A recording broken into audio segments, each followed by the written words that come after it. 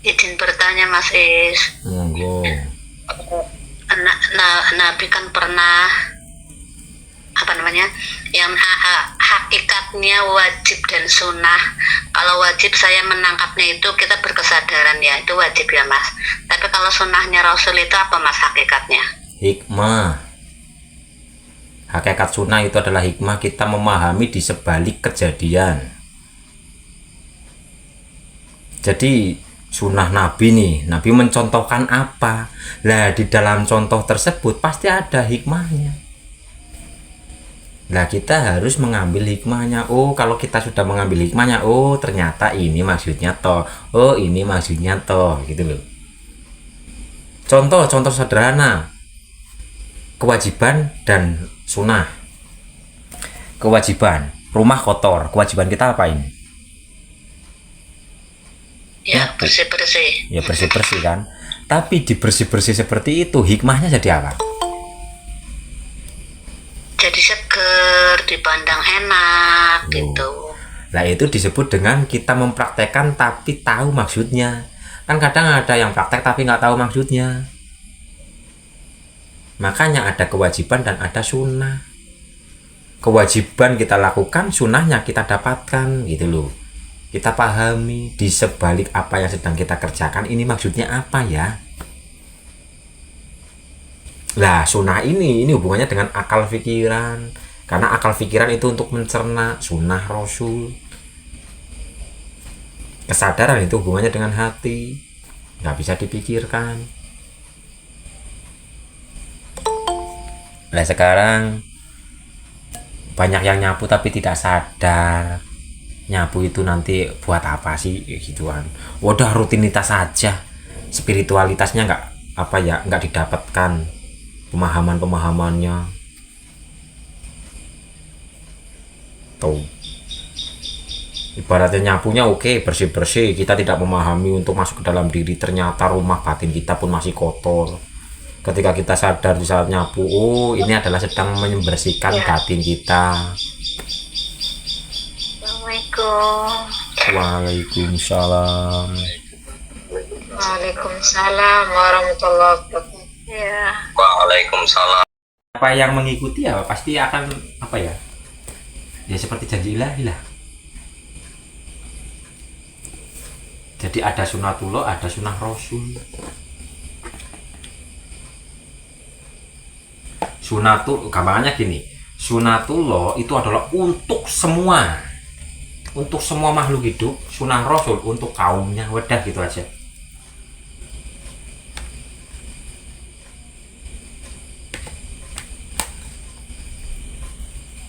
Untuk yang mengimani, untuk yang mengikuti itu sunnah Rasul.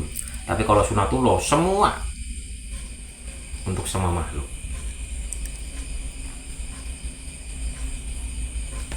Gitu.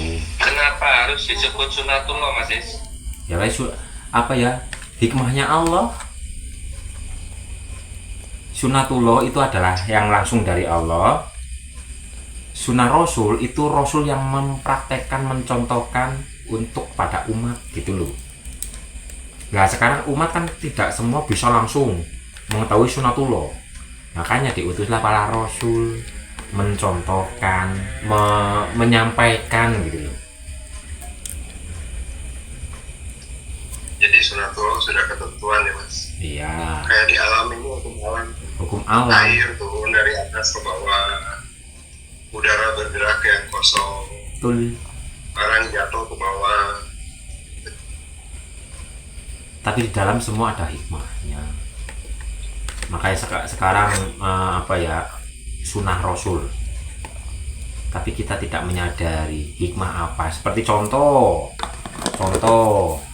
sholat tahajud itu kan sunnah Rasul. Paham nggak untuk apa? Kan hanya banyak yang hanya mengerjakan tapi tidak maksud hakikatnya. Secara syariatnya pemahamannya adalah kita bangun tengah malam sholat, itu secara syariat. Tapi kan secara hakikatnya apa? Kita bangun kesadarannya, hati kita bangun dari tidur kita dan berkesadaran gitu loh.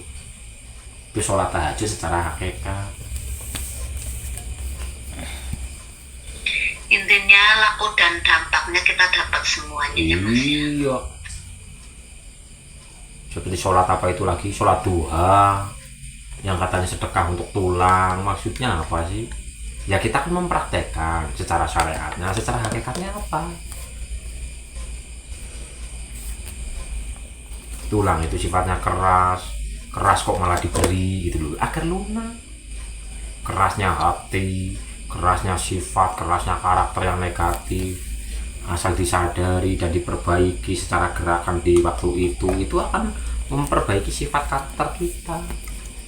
Nah itu sunahnya kan, sunahnya berarti dibalik yang sedang kita kerjakan ada hikmah, ada pemberitahuan, ada pencerahan, ada pemahaman gitu loh. Gitu.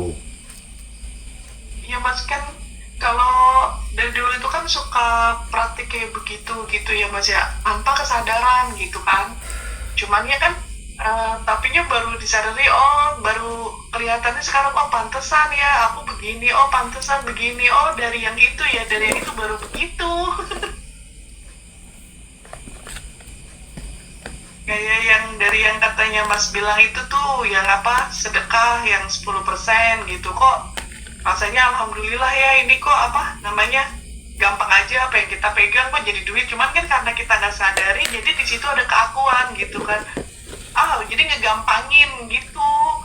Cuman pas baru disadari, oh ternyata ya karena dari itu, bukan hasil karena kitanya gitu. Nah itu juga hal seperti itu pun harus disadari, karena kalau hanya seperti itu kita mempertuhankan lakunya, bukan mempertuhankan Tuhan kita. Nah kalau kita jadi, oh karena saya melakukan ini jadi gini, itu kan hanya sunatullahnya. Lah kita mempraktekkan seperti itu, kalau Tuhan nggak berkehendak ya nggak jadi.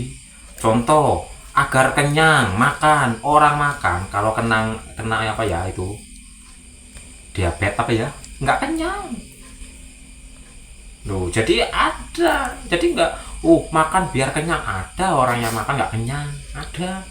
Makanya harus dipahami lagi, kalau kita karena makan terus kenyang, kita mempertuhankan makan tanpa sadar. Ada yang makan nggak kenyang, ada yang minum nggak, dahaganya berkurang, itu ada.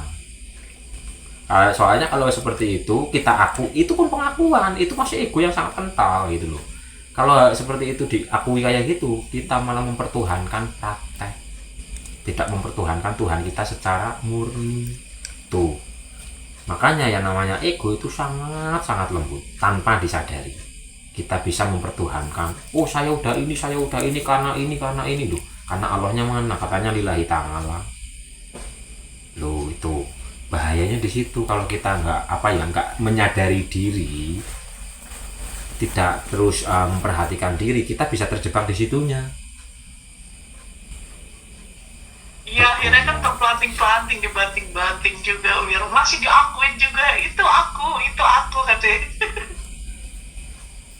Banyak sekali ya masuknya. Ya Mas, langsung disadari itu ya, karena kadang ego itu menyusup itu loh. Menusuk dan sangat lembut. Bukan kadang, sangat.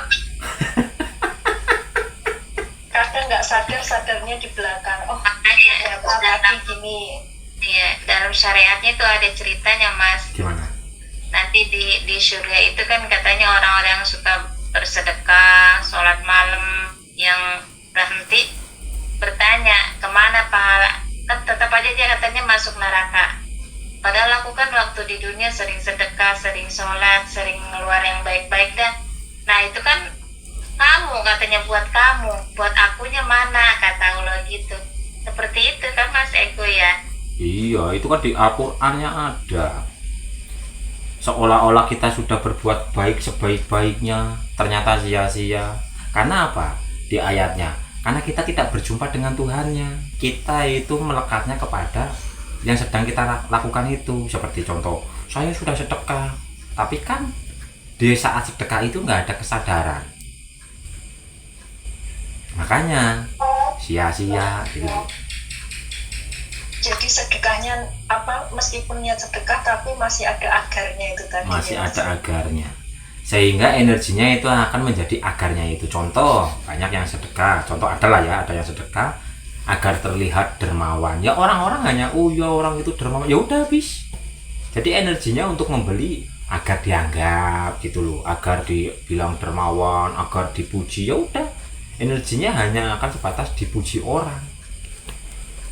Tapi kita harus mempunyai kesadaran agar ini loh, ini agar yang murni, agar murni.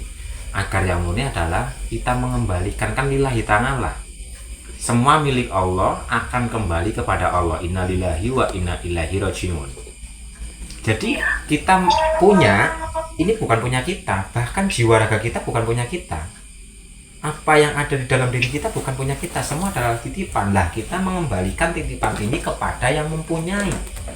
Yang kita beri itu, kita pandang hidupnya, kita kembalikan kepada sang hidup.